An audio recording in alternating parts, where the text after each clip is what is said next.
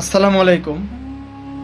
এই ভিডিওটি যারা দেখছেন তারা অবশ্যই শেয়ার করবেন, কেননা অনেকে গুজব ছড়াচ্ছে যে গাজা নাকি নিষ্ক্রিয় হয়ে গিয়েছে, গাজা নাকি নিশ্চিহ্ন হয়ে গিয়েছে।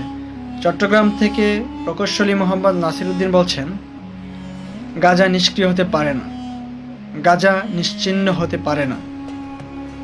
তো চলুন ওনার মুখ থেকে শুনে আসি। গাজা বিলীন হয়ে গিয়েছে, নিশ্চিহ্ন হয়ে গিয়েছে। দয়া করে এমন ভুল কোন তথ্য ফেসবুকে দিবেন না। প্রতিদিন নির্যাতিত মাজলুম গাজাবাসীদের সাথে আমাদের কথা হচ্ছে, আলহামদুলিল্লাহ। যেই নিশ্চিহ্ন হওয়ার ছবি আপনারা দিচ্ছেন সেটা হচ্ছে রাফার ছবি। রাফা মিশরে এবং গাজার একটা সীমান্তবর্তী এলাকা। সেই এলাকার মধ্যে এখন মানুষ নেই, কথাটা ঠিক। কিন্তু আমি গতকালকে গাজাবাসীদের সাথে ডিরেক্ট কথা বলেছি। দক্ষিণ গাজা এবং উত্তর গাজা মিলে এখনো তারা আমাকে জানাচ্ছেন 2 মিলিয়ন 20 লক্ষ মুসলমান এখনো জীবিত রয়েছেন গাজা, ইনশাআল্লাহ।